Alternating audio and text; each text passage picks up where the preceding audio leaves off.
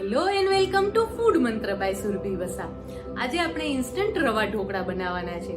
રવા ઢોકળા આમ તો બધાના ઘરે બનતા હોય છે અને ઘણી વખત આપણે બહારથી પણ લાવતા હોય છે, પણ જ્યારે પણ ઘરે બનાવીએ ને ત્યારે નાના નાના પ્રોબ્લેમ બહુ જ આવતા હોય છે. એક તો ઢોકળા ડ્રાય થઈ જાય છે અને જ્યારે સોજીનો ઉપયોગ કરતા હોઈએ છીએ ત્યારે જે ઢોકળા છે ને એ આમ બુરું બુરું થઈ જાય છે, એટલે ભૂક્કો થઈ જાય છે. તો સોજી ઉપયોગમાં લેવી કે રવો ઉપયોગમાં લેવો, રવો અને સોજી એ બંનેમાં શું ફેર છે, કે બંને એક જ છે કે શું, અને જ્યારે ઢોકળા બનાવતા હોઈએ ત્યારે શેનો ઉપયોગ કરવો, તો આ બધી જ નાની નાની વાતનું આપણે ડિસ્કશન કરીશું રેસીપી બનાવતી વખતે. અને હું તમને ચોક્કસથી જણાવી દઈશ કે કઈ રીતે પરફેક્ટ રવા ઢોકળા ઘરે બનાવવાના. અને હા, આ વાનગીમાં એક એવું ઇન્ગ્રેડિયન્ટ્સ ઉમેરેલું છે જેના કારણે રવા ઢોકળા એકદમ પરફેક્ટ તૈયાર થશે. તો ચાલો હવે આપણે શરૂ કરી દઈએ. રવા ઢોકળા બનાવવા માટે સૌથી પહેલા આપણે ખીરું તૈયાર કરી લઈએ. જ્યારે પણ રવા ઢોકળા આપણે ઘરે બનાવીએ ને ત્યારે રવા ઢોકળા એકદમ ડ્રાય થઈ જતા હોય છે અને ભભરા થઈ જતા હોય છે, કારણ કે રવો આપણે ઘણી વખત જાડો વાપરતા હોઈએ છીએ. તો જો જ્યારે રવો કેવો લેવાનો, હવે તમે જ્યારે પણ રવો માર્કેટમાં લેવા જાઓ તો સોજીનો પેકેટ આવે છે, આપણે મોટા ભાગે એ જ લઈને આવતા હોઈએ છીએ અને એમાંથી આપણે ઢોકળા બનાવતા હોઈએ છીએ. પણ બીજો પણ રવો આવે છે, એટલે કે ઝીણો રવો આવે છે, જે તમે લૂઝ છૂટકમાં કોઈ પણ દુકાનેથી લઈ શકો છો. તો એ જે રવો હોય છે એ થોડો બારીક હોય છે અને જે સોજી હોય છે એ થોડી વધારે મોટી હોય છે. તો જો તમારા ઘરે સોજી હોય અને એમાંથી જો તમારે રવા ઢોકળા બનાવવા હોય તો શું કરવાનું છે કે એ સોજીને થોડી ક્રશ કરી લેવાની છે. જો મારી પાસે આ સોજી છે, આ તમને દેખાય છે ને, તમારા ઘરે આવી જ સૂજી હાજર હોય છે જે આપણે પેકેટમાં બહારથી લાવીએ છીએ અને આનો જ આપણે ઉપમા બનાવતા હોઈએ છીએ. તો આ સૂજી જો ઘરમાં હાજર હોય તો આ સૂજીને ક્રશ કરી લેવાની છે. લગભગ તમે 2 થી 3 વાર ક્રશ કરશો ને એટલે એકદમ સરસ ફાઇન ક્રશ થઈ જશે. એટલે કે લોટ ન થઈ જવો જોઈએ, પણ આવી રીતની ક્રશ થઈ જવી જોઈએ. જો તમને બંનેના ટેક્સચરમાં ફરક દેખાતો હશે કે આ જે છે એ સોજી છે અને આ સોજીને મેં ક્રશ કરી લીધી છે, એટલે કે એનું ટેક્સચર જે છે એ થોડું સ્મૂથ થઈ ગયું છે અને જે કરકરું વધારે હોય એના બદલે ઓછું છે. તો તમારે કાં તો રવો લેવાનો છે જે માર્કેટમાં એટલે કે નાની સાઈઝનો આવે છે એ રવો લેવાનો છે, અથવા તો જો તમારા ઘરમાં સોજી હાજર હોય તો તમે સોજીને આવી રીતે ક્રશ કરીને લઈ શકો છો. હવે આપણે ખીરું તૈયાર કરી લઈએ. આપણે આ જે ક્રશ કરેલી સોજી છે એ લઈશું. 1 કપ મેં અત્યારે સોજી લીધેલી છે. સોજી અથવા તો રવો, તમે એને કંઈ પણ કહી શકો છો. ઘણાને આ પ્રોબ્લેમ હોય છે કે સોજી અને રવામાં શું ફરક છે. તો હવે આજે તમને ખબર પડી ગઈ હશે કે સોજી છે એ થોડા મોટી સાઈઝના દાણા હોય છે અને રવો છે એ વધારે પતલી સાઈઝના દાણા હોય છે. હવે એની અંદર ખાટું દહીં ઉમેરીશું. 1/2 કપ ખાટું દહીં ઉમેરવાનું છે.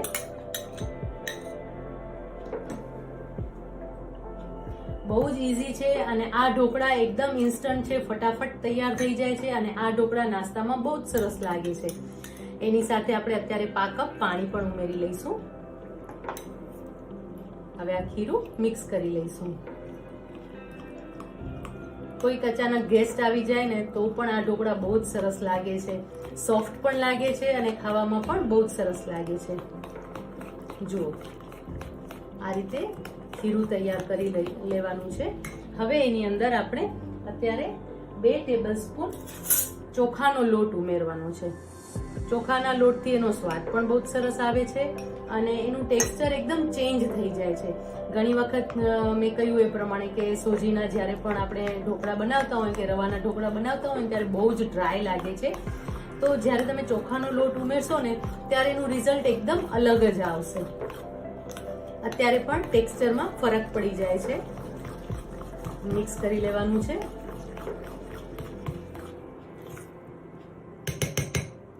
હવે આ જે ખીરું છે એને લગભગ આપણે 10 મિનિટ માટે રેસ્ટ આપીશું અને પછી જો જરૂર જણાય તો થોડા પ્રમાણમાં પાણી ઉમેરી લઈશું. તો હવે આ જે ખીરું તૈયાર થઈ ગયું છે એને આપણે 10 મિનિટ માટે રેસ્ટ આપી દઈએ. ખીરુંને રેસ્ટ આપીને તૈયાર થઈ ગયું છે. હવે તમે જોઈ શકો છો કે જે ખીરું છે એ વધારે ઘટ્ટ લાગી રહ્યું છે. હવે આપણે એની અંદર જો દેખાય છે ને તમને કે જે મિશ્રણ છે એ વધારે ઘટ્ટ થઈ ગયું છે. એનું કારણ છે કે સોજી જે છે એ પાણી પી ગઈ છે, એટલા માટે. હવે એની અંદર આપણે 1 ચમચી લીલા મરચાની પેસ્ટ ઉમેરીશું. તમને ગમે એવી તીખાશ લઈ શકો છો. હવે 1 ચમચી ખાંડ ઉમેરીશું. ખાંડના કારણે ઢોકળાનો સ્વાદ બહુ જ સરસ આવે છે. મોટાભાગે આપણે ખાંડ નથી ઉમેરતા હોતા, પણ આ જે ખાંડ છે એ ગળપણ નથી, ખાલી ટેસ્ટ બેલેન્સ કરવા માટે, કારણ કે એની અંદર દહીંની ખટાશ છે, જેના કારણે ટેસ્ટ એકદમ સરસ બેલેન્સ થશે. 1 ટીસ્પૂન મીઠું ઉમેરીશું. 1.5 ટીસ્પૂન આપણે મીઠું લઈશું. આપણે 2 ટીસ્પૂન લીલા મરચાંની પેસ્ટ ઉમેરી, એની સાથે 1 ટીસ્પૂન ખાંડ ઉમેરી અને 1.5 ટીસ્પૂન મીઠું ઉમેર્યું. હવે આ મિશ્રણને મિક્સ કરી લેશું, એટલે કે ખીરું સરસ રીતે મિક્સ કરી લેવાનું છે. હવે એની અંદર લગભગ 1 ટેબલસ્પૂન જેટલું પાણી પણ ઉમેરી લઈશું.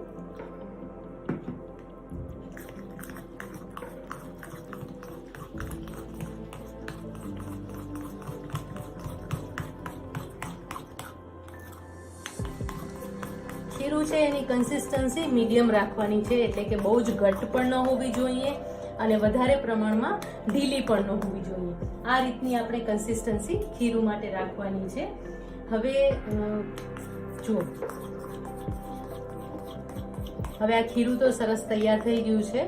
હવે આની અંદર આપણે ફ્રૂટ સોલ્ટ ઉમેરવાનું છે. ફ્રૂટ સોલ્ટ ઉમેરી અને પછી તરત જ એને કૂક થવા માટે થાળીમાં પાથરી દેવાનું છે. તો હવે આપણે એની અંદર ફ્રૂટ સોલ્ટ ઉમેરી લઈશું. તમે જો સોડા ઉમેરવા હોય તો તમે સોડા પણ ઉમેરી શકો છો. અત્યારે હું ફ્રૂટ સોલ્ટ ઉમેરી રહી છું, પણ જો સોડા ઉમેરવા હોય તો અત્યારે હું 1 ટીસ્પૂન ફ્રૂટ સોલ્ટ ઉમેરી રહી છું. ને જો સોડા ઉમેરવા હોય તો 1/2 ટીસ્પૂન સોડા ઉમેરી શકો છો. જ્યારે તમે 1/2 ટીસ્પૂન સોડા ઉમેરો ત્યારે એની અંદર તેલ ગરમ કરી લેવાનું છે. તેલ 1 ટેબલસ્પૂન તેલ અને 1 ટેબલસ્પૂન પાણી, એ બંનેને ગરમ કરી લેવાનું છે અને પછી એની અંદર તમે 1/2 ટીસ્પૂન સોડા ઉમેરી અને એ જે મિશ્રણ છે એને તમારે ખીરુંમાં ઉમેરી દેવાનું છે. હવે આપણે સોડા ઉમેરીશું અને સોડા ઉમેરીએ એ પહેલા આપણે તેલ ઉમેરી લઈશું. આપણે લગભગ 1 ટેબલસ્પૂન તેલ ઉમેરી લઈશું, જેના કારણે જે બનશે ઢોકળા બનશે એકદમ સરસ તૈયાર થશે, એટલે કે એકદમ સોફ્ટ તૈયાર થશે. એની સાથે સાથે ડ્રાયનેસ પણ નહીં લાગે અને શાઇનિંગ પણ બહુ જ સરસ મળશે.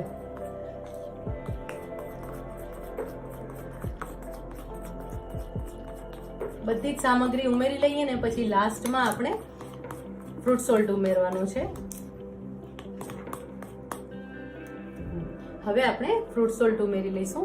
1 ટીસ્પૂન ફ્રૂટ સોલ્ટ ઉમેરી લઈશું અને ફ્રૂટ સોલ્ટ ઉમેર્યા પછી એના ઉપર 1 ચમચી જેટલું પાણી ઉમેરી લઈશું, એટલે કે 1 ટીસ્પૂન પાણી ઉમેરી લઈશું, જેથી કરીને ફ્રૂટ સોલ્ટ એક્ટિવેટ થઈ જાય.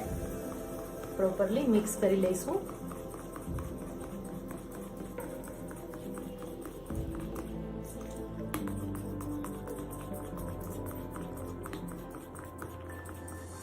તમને દેખાય છે ને કે ખીરું સરસ ફૂલી ગયું અને ખીરું છે એકદમ સરસ તૈયાર થઈ ગયું છે. હવે આ ખીરું છે એને આપણે થાળીમાં પાથરી લેવાનું છે. હવે આ જે સ્ટીમર તૈયાર કર્યું છે એને મેં ગરમ કરવા રાખી દીધું છે. હવે એની અંદર આપણે ખીરું પોર કરી લઈશું. હંમેશા જ્યારે પણ મેં અગાઉ પણ કહ્યું છે કે કોઈ પણ ઢોકળા તમે તૈયાર કરતા હો ત્યારે સ્ટીમરને ગરમ કરી લેવાનું છે. આમ કરવાથી તમારા ઢોકળા તરત જ કૂક થવાના ચાલુ થશે અને ઢોકળા બહુ જ સરસ તૈયાર થશે. હવે ખીરું પાથરી લઈશું થાળીમાં.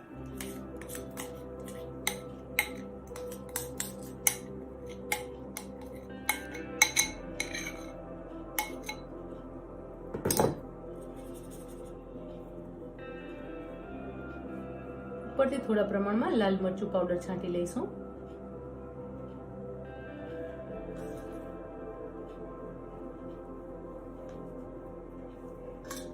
હવે ઢોકળાને લગભગ 15 મિનિટ માટે બફાવા દઈશું. હવે ઢોકળાને અનમોલ્ડ કરી લઈશું. જો કેટલા સરસ જાળીદાર ઢોકળા તૈયાર થયા છે. એકદમ સરસ સોફ્ટ ઢોકળા તૈયાર થયા છે. હવે કટ કરી લઈશું.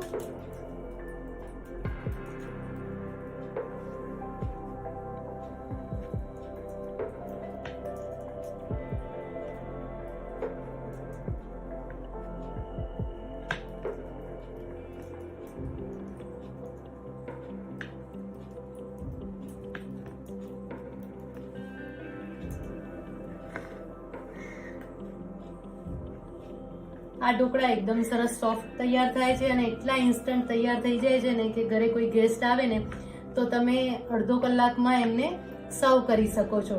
હા, અડધો કલાક તો લાગે ને, કારણ કે ખીરું બનાવો અને એને તમે સ્ટીમ કરવા રાખો, તો 10 મિનિટ ખીરું બનાવતા અને 15 મિનિટ સ્ટીમ થતા.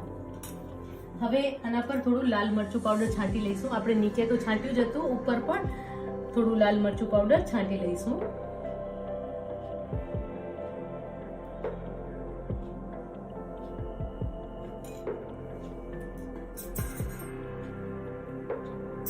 અને મેં એક વઘાર તૈયાર કરીને રાખ્યો છે, જેમાં 2 ટેબલસ્પૂન તેલ લીધું, એની સાથે રાઈ 1 ટીસ્પૂન અને તલ 1 ટીસ્પૂન લીધા છે, અને 2 લીલા મરચા અને 8 થી 10 લીમડાના પાન લીધેલા છે.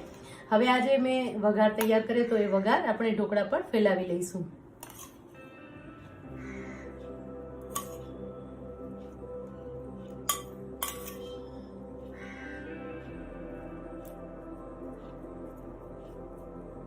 મસ્ત ગરમા ગરમ ઢોકળા તૈયાર થઈ ગયા છે અને એટલા સરસ દેખાઈ રહ્યા છે ને કે જોતા જ ખાવાની ઈચ્છા થઈ જાય છે. તમને થઈ ગઈ છે તો તમારે ઘરે બનાવવા પડશે અને બહુ ઝડપથી તૈયાર પણ થઈ જાય છે. તો હવે આ ઢોકળા તો તૈયાર થઈ ગયા છે, આપણે એને સર્વ કરી લઈએ.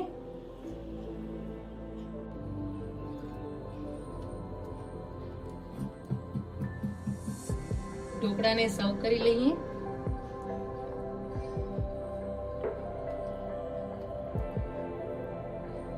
એકદમ સોફ્ટ ઢોકળા તૈયાર થયા છે.